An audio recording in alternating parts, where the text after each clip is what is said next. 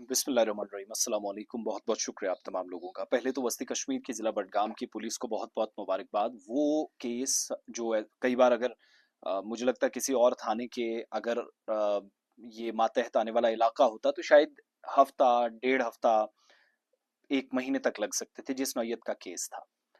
एक तो अफसोसनाक वाकया और ऊपर से सारी चीज़ों का और सेंसिटिव इश्यूज का, इमोशंस का, तहकीकाती अमल का, प्रोफेशनलिज्म का ख्याल रखते हुए बडगाम पुलिस ने महज 12 घंटों के अंदर वो जो एक अंधा कत्ल आप इसको भी कह सकते हैं और फिर एक माँ को मारना, बेटी पर इल्जामात लगाना, वो सारा सिलसिला हमने देखा। इस तरह की केस में 12 घंटों में मुलजिम को गिरफ्तार किया और गिरफ्तारी भी सेंट्रल कश्मीर से हुई।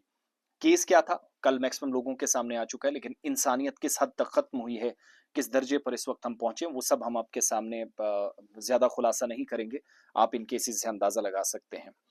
बडगाम में 12 घंटों के अंदर पुलिस ने ये दावा किया है कि उसने केस को सॉल्व कर लिया और इस केस में जो मुलव्विस मुलजिम है उसको भी गिरफ्तार किया गया है और जो अगवा होने वाली 15 साल की नाबालिग लड़की है उसको भी सिक्योरिटी के साथ बहिफाजत बाजियाब करा लिया गया है।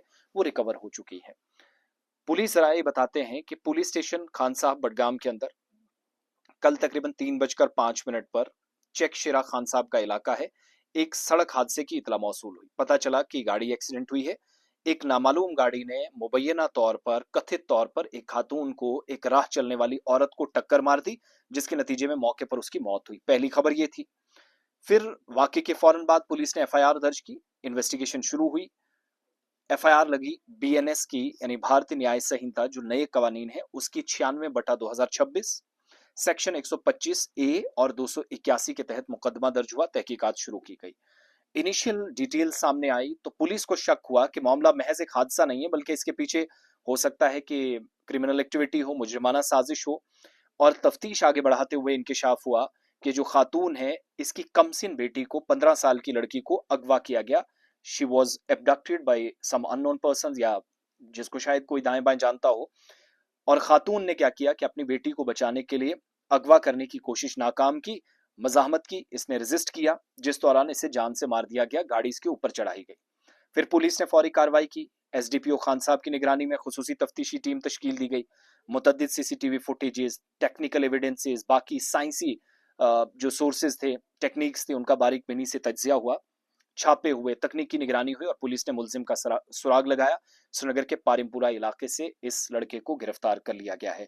पुलिस के मुताबिक अगवाशुदा नाबालिग लड़की को भी वाकई के 12 घंटों के अंदर बहिफाजत बाजियाब कराया गया, जिसके बाद केस में कत्ल और अगवा से मुतल्लिक जो दफात हैं वो लगा दी गई हैं, तहकीकात चल रही हैं। मामले की मजीद तहकीकात जारी है ताकि जुर्म के तमाम पहलू हैं उनको समझा जाए। अब मुतद्दिद रिपोर्ट्स थी कि बेटी ने जी लड़के के साथ भागी तो माँ को मार दिया गया, जबकि दूसरी रिपोर्ट्स ये आई, ये सोशल मीडिया पर सारी अफवाहें गर्दिश कर रही थी।